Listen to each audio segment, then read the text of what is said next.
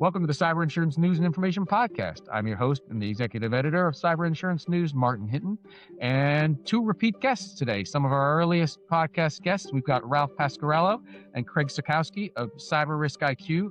And the reason they've come back on today is they've got some news, and it's relevant because we, in discussing this podcast, viewed it as a sort of telltale about awareness over cyber risk and the idea that protecting yourself from the realities of cybercrime and ransomware or whatever else it might be. So first off, Ralph, Craig, welcome back. Thanks for joining us. Thanks, Martin. Thanks, Martin. So who wants to go first? Who wants to tell us about the news? And I'll let then Craig we can go get into first what it means. because Go ahead, Ralph. I'll pick up where he makes mistakes. How's that sound? He's not going to be speaking. No, seriously. We engaged with a large franchise this morning, global franchising. Craig, why don't you kick us off and talk a little bit about how AI is influencing everything right now? So AI has definitely grown exponentially in the marketplace, and good and bad. But let's start with the good. So, give you an example. I mean, Claude Mythos, right? It's giving you the extra step. It's the white hat. It's the good hacker, if you will, trying to defend clients. And I think it's finding things that bad actors have been a proponent in trying to get into infrastructure. So that's the good. The bad is black hat. Some of the people are catching up quite quickly. And so we have to fight fire with fire, so to speak, with AI. So those are some things, the proponents that we have to take a look at. But that's the exciting news, that AI is now coming to the forefront as a tool as well as a weapon being used by bad actors. But we're one step ahead. And also the things we speak about weekly is, security is one thing, but we talk a lot about insurance coverages. And in the event of XYZ, if the reason is AI and the breach has gone bad because of AI, will your cyber insurance cover that? And that's a big question right now. So will it be excluded? Will there be endorsements in the future? We see a lot of changes coming, not only in the insurance policies, but the applications that you need to fill out in order to get cyber insurance. There will be addendums coming for AI. So Yeah, it's a huge issue on the AI company side as well, right? As they try to, I feel like there's one lawsuit where they're trying to frame what AI has to say in the same way that the Citizens United Supreme Court ruling did, is that, if you will, AI has a First Amendment right. So it can say whatever it likes, and then it's responsible for itself, which I don't know how I think about that because I haven't thought about it enough. But that idea that it is, I mean, what we're talking about trying to do is put a box around something that is, we're not sure how big the box is or what it's capable of yet. So there's a need to do it, but it's hard to do as the, if you will, ship is sailing through the hurricane. Right. And you mentioned, the awareness, and I think the awareness has grown, especially in corporate America. But the thing is that, like you mentioned, company in England, we won't mention names, but big breach, right? And the thing is, when we meet with the feds that we meet with on a regular basis, they tell us, look, there's less than 15% of all of the cyber attacks that are successful go public. If it was 100%, then everyone would be scrambling to say, hey, this is real, this is going on. And, with 20 million attacks per day, there's a good percentage of those that get through and that are successful. Not that we need to scare people, but yeah. Well, no, but I mean, listen, we're afraid of fire, burning down a factory. We're afraid of people robbing a bank. We've got, insurance for financial collapse that's backed by the federal government to a couple $100,000, I think, if I remember off the top of my head, in your bank account or each individual bank account. I think we need to double click on that percentage that's reported. The sources you're talking about providing you that information, these are not people trying to sell you something. These are sources within the government. So just back up for a second. And again, what percentage of cyber events and cyber breaches, cyber attacks are actually made public? Less than 15%. And a lot of that is regulated. Like if you have health information like health records or financial records, and the number is 500. If it's over 500, then it has to be made public to shareholders, et cetera, and things like that. But but the majority of just like ransom attacks and all that, none of that gets public. I mean, I brought in Secret Service agents to my clients before after they were hacked, and they're down because of the ransom attack. And the first thing the CFO says is, "I don't want anyone to know about this." And they have to honor that, right? The forensics, the Yeah. FBI and Secret Service, they have to honor that. So it's I mean, I think that the idea that 85% of the problem goes unseen by most people, and by most people, we mean people who are potential victims of this crime, right? Like, from individuals or part of companies or C-suite executives or boards. The idea that you're only seeing, you know, 15 out of 100 problems Mhm. is something that creates this misconception about the threat that exists, right? Without realizing how bad a fire can be or how much a bank robbery can cost you or whatever other business interruption that might occur that closes your branch for a day or stops you from invoicing or receiving funds for 10, 15, 20, 30 days. Mhm. There is this idea that if it's only happening disparately, and I believe that because I'm only seeing it disparately, Mm. then it won't happen to me. This is the mindset, right? And I think that that is changing. You see this sort of like increasing awareness. There's a Marsh report out today I was just doing a piece on about something like half of global C-suite executives are actively looking to buy cyber insurance, which sounds like a forward progress, right? That's an advancement. The problem is actively considering, right?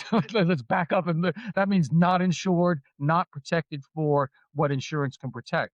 You in discussing this call just a bit ago, you were chatting about the Society of Risk Management Consultants, and we discussed how that the context there. So I wonder if you could tell me a little bit of that news as it relates to Cyber Risk IQ and you guys, and maybe then we could discuss what we think that might mean and what we know it means or what you guys know it means. Mhm. So there's a group called Society of Risk Managers and Consultants, and they're a trusted advisor. So they're the next level up. You know, it's one thing to be known, and there's one thing to be trusted.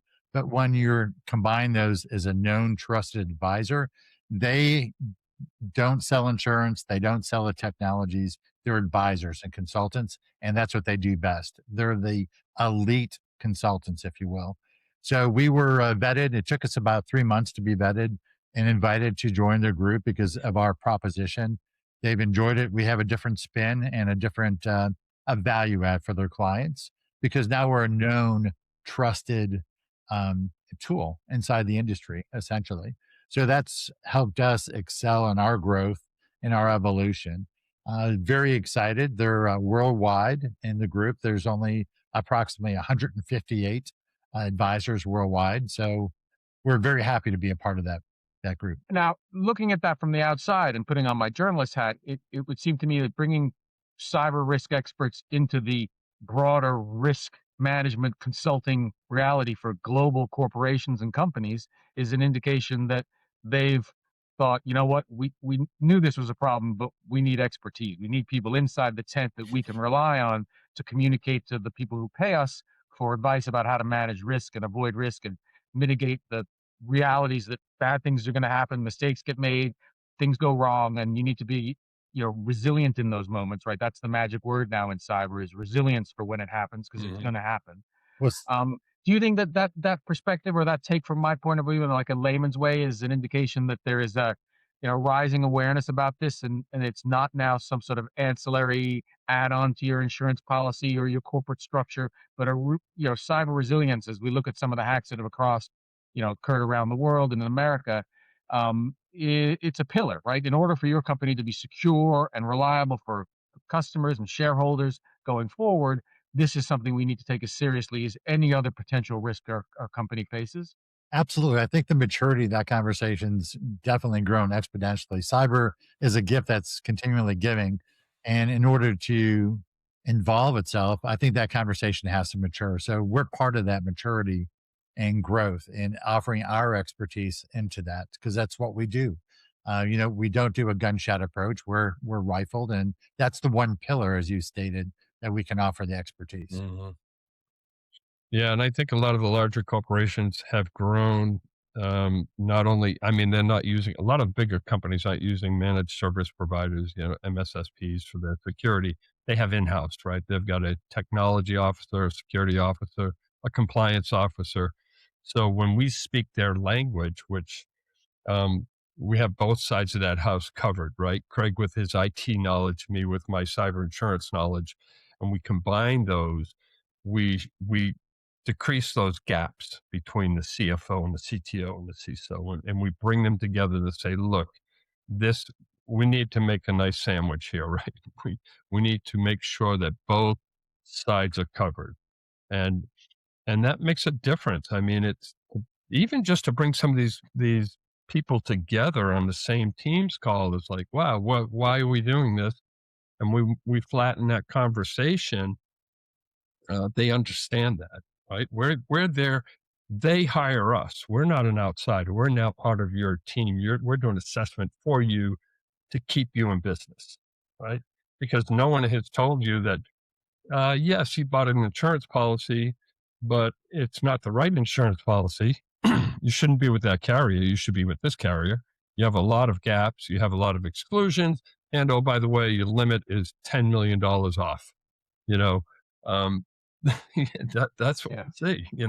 But the cyber liability blind spot, is Ralph always refers to it. Yeah. And he's also come up with a great training tool. It's the 6 questions you need to ask. And there's multiple of those questions.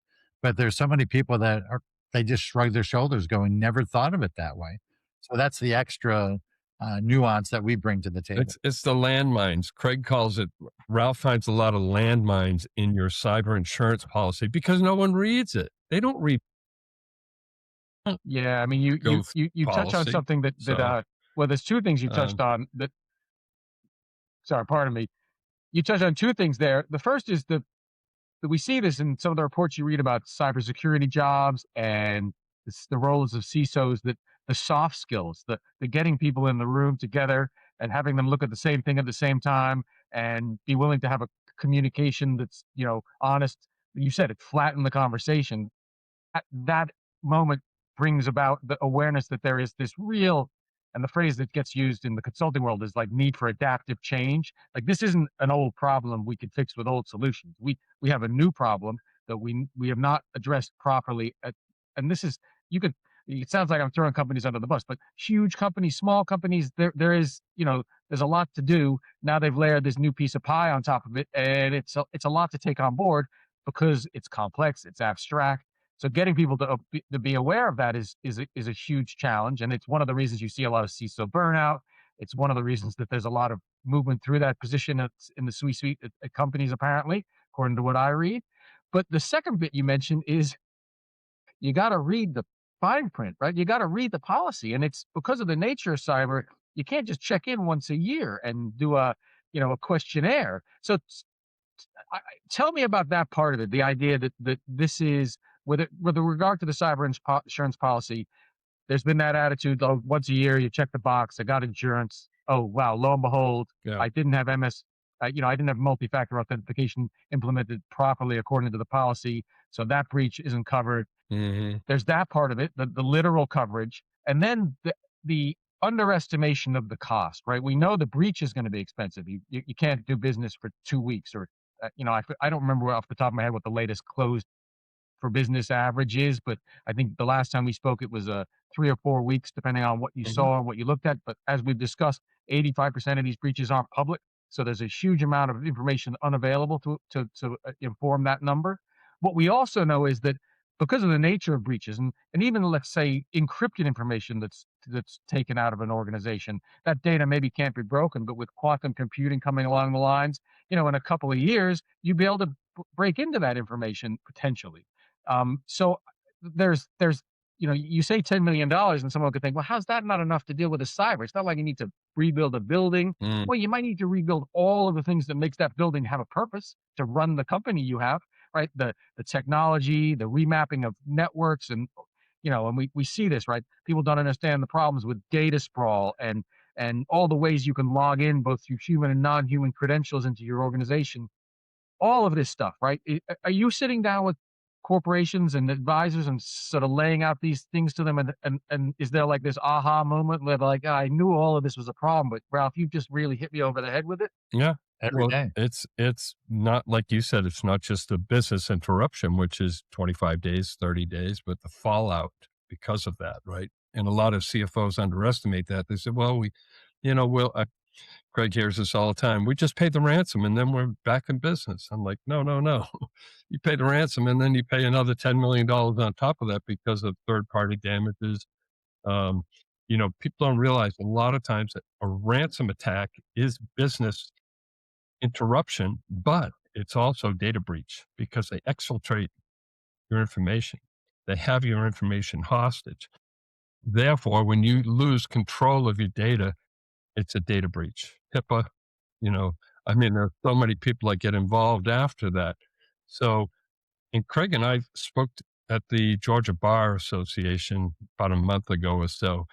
And now what we're seeing a lot of are these third party damages with class action suits against the company that got breached by all of its people that were offended by that suppliers, clients, upstream, downstream. And now a lot of these guys are like ambulance chasers when it comes to a cyber event, attorneys. So, Yeah. so guess what? That third party damage that you had a sublimit for 5 million instead of 10 million, that now needs to be increased. So your overall limits, because it's a single limit, right? We need to bump those up as well. And that's what we're doing with Well, our assessments. Yeah. look at just the notification costs. We worked with a manufacturer that was really underinsured. You talk about checking a box. They didn't really review their cyber policy for more than, a half a dozen years. And fortunately, they had a ransomware. And with the number of records, just the cost alone exceeded the limits of their insurance policy. Mhm. And it was an eye waking moment for that CFO saying, man, I've got to take a look at this. It's not for what's happened in the past. What's ahead future wise if something like that were Mhm. to happen again? And then the B side of that is now our clients know that we can be breached. Are we going to lose clients over this? Yeah. So very, very important. That's the one thought people aren't thinking of. Yeah, you touch on it. Like again, people hear cybersecurity, they think it's all technical. These sort of soft skills and communicating the threat, and then the reality of the reputational damage that Mhm. can come as a result of. Listen, it's simple. I'll put it in simple terms. Business is about trust. You give a company vital information like your birth date, their social security number, your credit card information, and they don't treat it properly or protect it well, or you believe they didn't, right? That hurts your feelings. It hurts your chances of doing business with them.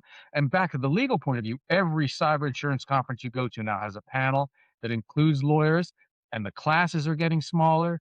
The length from the filing of the class and the breach is shortening and lengthening, right? 18, 24 months down the road, you think you're clear from that breach, and suddenly, 10 million records wind up on the dark web for sale, and you're back where you were at ground zero, if you will, the day the breach occurred, and you're wishing the only thing you were dealing with was blue computer screens. Mhm. I mean that idea of it for me is something that portrays just how organized the crime part of this is. Do you think that that's another part of this that they don't, it comes to realizing the risk and the threat, right? It's there, but it's abstract. Do you think that part of this risk management organization's awareness is that these problems are real, and you don't have to just be a victim. There are a lot of ways to protect yourself in the real time, and then also to prepare yourself for the costs of a breach when it occurs? So I like to refer it to, Ralph and I work with various strategic partners, and one of them is a cyber attorney. And I love his analogy. It's very simplistic, but all companies are walking in a high wire. That's your technology, your security measures, and so on. But you're going to fall sometime, whether it's being pushed, breached, however you want to frame it. When you have that safety net, which is really your cyber liability, you want to make sure there's no holes and it's large enough to catch you in case something were to happen. So that I love that framework of taking a look at it from that lens So, because I, it's and I like what you were talking about, Martin, you were saying about the people renewing their cyber insurance. So we engaged with a national packaging company, pretty good sized company, about 2 weeks ago. And they indicated that they have, for the last 10 years, they have just renewed their cyber policy over and over and over, just renewed it. And I said, look, cybercrime changes every minute. Cyber security tries to keep up with that. And for you to neglect even endorsing or making changes on your cyber insurance for 10 years, it's just ludicrous. I'm saying, and I used to say with my clients, we need to engage every quarter to make sure that your cyber insurance is keeping up to date with the threats, the risks, the claims, et cetera, that we hear from the underwriters and actuaries. So, but it's just like a check the box and forget it. Let's move on. Let's just do business. But like you said before, it's people are really aware of it now. They're cognizant of, because it's the rumors in the industry. Hey, did you hear about so and so? They lost $25 million in less than a week because of what happened, or people losing $50 million a day. I mean, it's devastating. So, So, Ralph, I agree with what you're not saying. right on the ball there. So, And Mark, you mentioned it before. You were talking about different pillars of excellence, if I can use that term. People are, if you've got five being that last pillar being cyber insurance, you're checking the box for all of those and not looking at the cyber insurance side, leaving that flat. You've got to complete all five because they're really a part of that puzzle. Without all those together, you're not solid ground. Yeah. I was it Charlie Unger that to understand something you have to understand the incentive, and I heard an expression recently that I hadn't heard before, and it's data's the new oil, and I loved it because certainly in That's the true. context of what's going on in the world now, it's easy to understand what you mean when you say oil. You mean something really, really valuable that people want to control, they want to have access to, they want to, in some cases, limit other people's access to. So if you're a company with data, and I got a newsflash. If you're a company, you've got data, right? And the idea, particularly if you're a consumer-facing company that encounters people through whatever transaction you might be doing online, there is a reality to how valuable that stuff is, and the pass-through value of it in the criminal world. Do you think that, again, we touched on this number, and I'm going to repeat it: 15% of cyber attacks are made public, which means 85%, give or take, are not. These are the statistics and information you're getting from government sources, not people trying to sell cyber insurance. I wonder whether or not you think that that is something that's changing. Now, there's obvious news directly with you, that the inroads you've made to become, a reliable resource for risk management in a broader sense. The idea that this is a broad part of risk management. But as you look at the landscape now, is it every week, every day you're encountering people where you're like, "Oh, no, we're gonna have to make some changes to how you're addressing your cyber insurance policy?" Or do you ever encounter someone and go, "Oh, no, you're good. We'll no, talk to you in a quarter." no. So I'll give you a good example. Um, I mean, we've been engaging with a lot of companies over the last couple of weeks, but one that we just engaged with, when they filled out, we give them a little form to fill out. It's just a questionnaire. And we ask, how many records do you have? Um, you have not only processed, transmitted, or your third party is care, custody, control of those records, right? And people put a zero. Like, wait a minute, you have 400,000 400,000 records that you have access to, but you put a zero on the form. And they're like, well, we don't, it's one of our partners that they have it in their system. But I said, you have access, that you're in their system all day long. So you are vulnerable. And I'm saying, Craig and I are trying to protect you, because when it happens, you're going to have enough insurance to cover those 400,000 records. We're not the bad guys. We're the guy that's saying, hey, you know what? You need new tires on your car because they're bald, you know? So, but it's amazing how many people think that just because it's not in their network, that they're not responsible for it.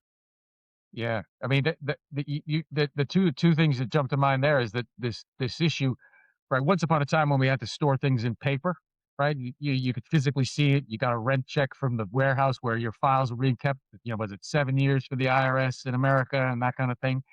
But now digitally, we create this data sprawl, and the governance of that data and the volume and the amount of it and the duplicity, right? The example that I think of lately about, and does deleted ever mean anything? And it's the horrible kidnapping or disappearance of the TV anchor Savannah Guthrie's mother, and they were able to find ring camera footage, even though she didn't have a subscription for the Hmm. maintenance and the maintaining and recording and keeping of that storage of that recording, but it was on some sort of backup Google server and that sort of thing. And the idea I thought is, there's going to be a day that comes where deleted means you thought you didn't have it anymore, but it was just somewhere you hadn't looked yet, right? Someone Like else that. has it. Yeah. Yeah. Yeah, and this idea that's just one example, right? So Mm. so if you're a company and you say, "Oh, we don't have security camera footage from that night because we don't keep it that long," and there was something caught on the footage that you in fact do have, but you just didn't realize, and it was a crime that or an event that somehow creates liability for you, or even just reputational damage because you had footage that you could have helped the police with. These are the sorts of weird little things that you could pull a string on, and you create a real problem for a company. I mean, Mhm. that's an exaggerated example, and but again, like this idea that people don't have any idea what they're storing, and on top of that, they don't have any idea how valuable it is and the liability that value creates if it's stolen. So And and so and, Mar and, so and Martin, you really struck a chord here.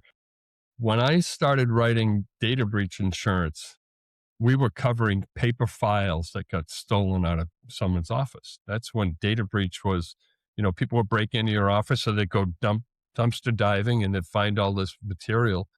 And data breach insurance way back when covered paper files. It still does somewhat.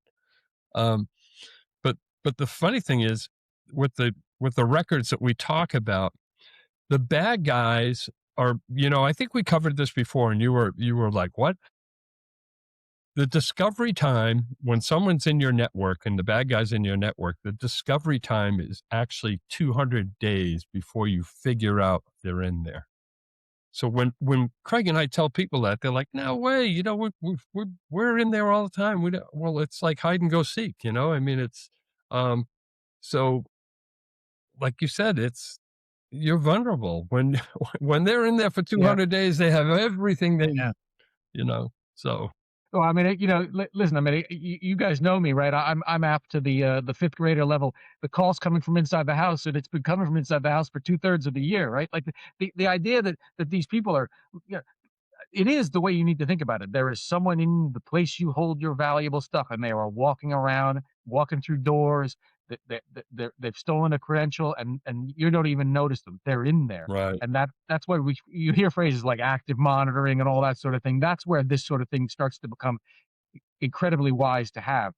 And it's no different than having a 24-hour security system at a physical location, right? Or a guard that sits in a guard post and monitors 15 cameras 24 hours a day, right? These are the things that need to be absorbed into the digital reality. Because we've moved so much of what we value into digital spaces, we're slow to do this because we thought, oh, it's safe now. Even my iCloud photos, right? They're stored away. Well, I mean, what would I pay to get them back? And I think that, when I try to make things personal for people, like the things that you value on an individual level. Now imagine that on a company with 50,000 employees, right? The scale, a 150-year-old corporation with a legacy tech stack, and in the case of the Marks and Spencer hack, you've got retail locations, you've got IT vendors in India, all of these people that you think where they can go and can't go, but if you're treating your vendors and giving them access like employees, does that access go away automatically the day the contract ends? Do you have to do it manually? Were they able to create a duplicate credential because they needed to do something, but now it becomes this vulnerability? And this, and again, think about credentials. They're just keys. When you give the key to a maintenance person to repair something in your warehouse, can they make a copy of the key and only give you the original back? These are the questions you need to be asking. Hmm. Do you think people are asking them enough? No. No. No. I mean, again, I think I've said to you, and one of the things about this world is that people in your world and come to this with this real enthusiasm for solving a problem, right? There is a real problem. The first big problem is we've got to make the people who are buying these things and taking these new steps to realize there's a problem, right? What do you think needs to happen going forward to create greater awareness? I mean, there's obviously journalism, but do you think that there's some bigger campaign that's needed along the lines of the sort of thing that make people aware of, I don't know, how dangerous cigarettes are, or seatbelts matter, or what do you think? We're trying.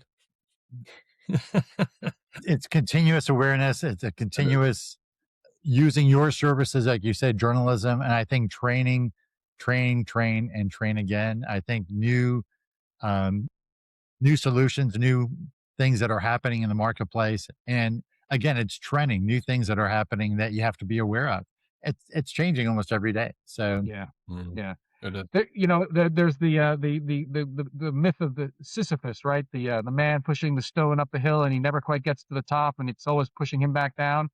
And that's viewed as like, oh, that's just life, right? Then that's what this is. There is a constant struggle here that requires constant activity, 24 hours a day, 7 days a week. We know these attacks occur the Friday afternoons and around the holidays and that sort of thing. That everything that we know about behavioral psychology, so that we can sell more soap or get people to watch more TikToks, they know, and they're utilizing in a criminal, nefarious way, and absorbing that reality. Like, this isn't kids in basements with hoodies eating hot pockets that their mom made them. This is highly organized, borderless organized crime that Mhm. is often state backed, Right. right? And I think, to think about it like that, this is a formidable foe that you need to be prepared to defend against.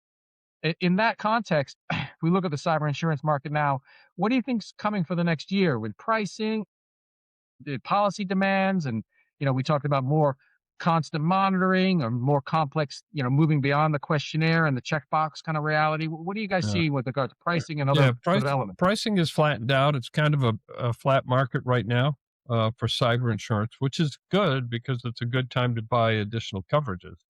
Um, and when we address clients and we talk to their insurance brokers as well, which we do a lot, um, when they go from a 10 to a $20 million policy, it's not doubling their premium like most CFOs think. We're just adding some layers. We start with the 10, we keep the primary, and we add some layers to get 20 million or whatever the number is.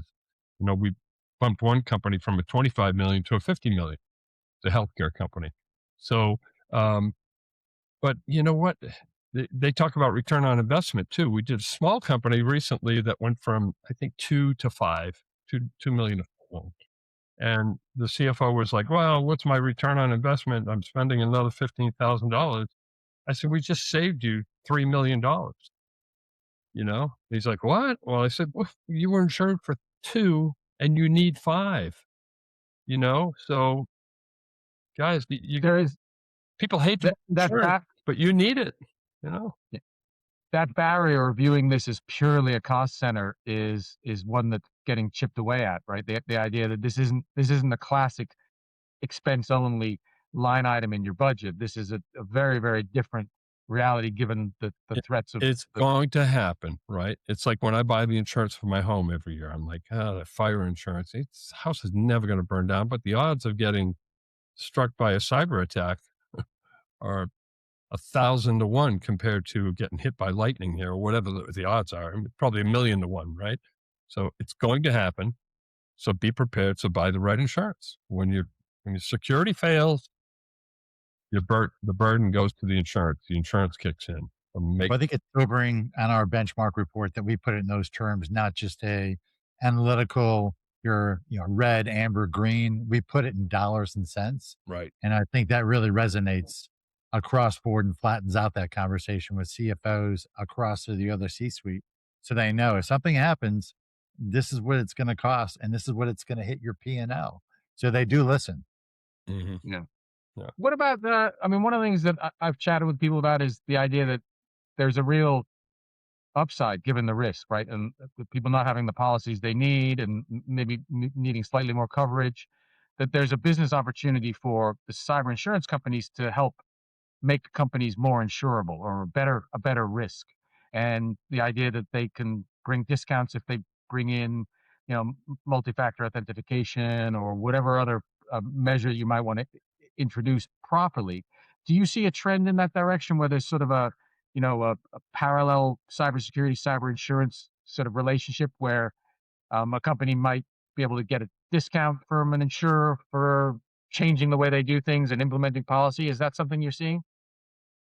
I do. And Ruff, I'm going to have you answer part of that, but part of the benefits, just selfishly looking at our benchmark, we tell you the things that might be the deficiencies, but we also tell you what you're doing things right. And I think on the application process, and that's where some of the things are, they're not well informed on the application when the clients are notifying to the underwriters, here are the things we're doing well, or here are the things that we've got in place. I report and we're working with MSPs and MSPs or MSSPs to share that information. Underwriters welcome hearing that and seeing that so that they give extra what's the word credits or considerations in the policy. hmm Yeah, we do see that. You know, years ago, a lot of the underwriters didn't require certain security things, right? So when we come in and we give a client our security assessment, which we're doing, we're looking at the deficiencies and we have different markers, and we say these three are critical. You need to fix these. Of course, the underwriters see that they have fixed these, and our report is almost like a certification that it goes along with the submission. So I think that's very, very valuable. And a lot of insurance brokers, and I'm not throwing dirt or mud on them, but a lot of them just don't understand the intricacies. And we went through this again a couple of weeks ago with a client that we onboarded.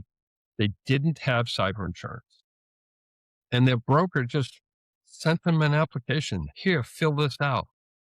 They had no idea how to fill it out. I said, look, we'll walk you through it. We'll walk you through it. And you have Uncle Bob, who's your IT guy, you know, and we'll help him. And literally, I mean, it was a baby steps to fill out these 12 pages that the broker just said, here, fill this out. And Yeah. he wants me to help Yeah. Yeah. because he couldn't help. And he doesn't want that liability Yeah. because if it's filled out wrong, whose fault is it, right? If you have the wrong insurance and wrong limits, whose fault is that? And we're not here to point fingers. We're here to keep people in business. So, I mean, I mean, you touch on, or there's a reality here, right? It's very easy to point out what's wrong, right?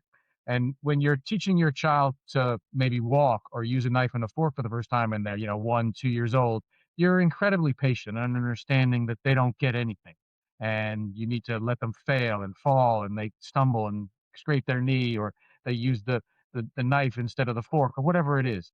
You get to 13 and you're teaching to have a dinner at a restaurant, or sit quietly at the adult table. You don't have the same level of patience, and I think about this context for that, right? We are at the very beginning of this. We expect everything to be perfect in the digital sense, right? If a video doesn't play right away, we're annoyed. If a phone call doesn't connect or an app doesn't function, anything, we have our patience is reduced to fractions of a second now. And I think that that's hurting our ability to remember that we are at the very beginning of the tech age and the information age, despite how much has changed in our lifetimes. That there is we're at the beginning of this, and there's still a lot we haven't figured out. And part of it is the downside. We rushed headlong into it because the upside is amazing. Not having to mail letters, you can email them, or all these really little things that you can pay wire transfers now instead of mailing a check. There are amazing ways that business has become much more efficient.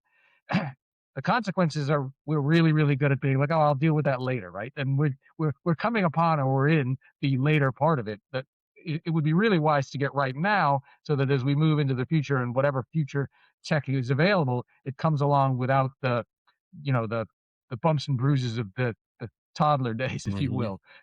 So I mean, because I think you're right. I think that it's very easy to say, oh, this company didn't do it right, or that's wrong. But this is complex, abstract stuff. And again, all you need to do is look at large, massive, publicly traded companies that are making mistakes. So if you're a little business or a small business, don't worry. The joke I make, and it's not quite a cyber crime, but the password to the Louvre was Louvre 123, right? I mean, they've got the most valuable art collection, arguably, in the history of the world. On top of that, all the jewelry and that sort of thing.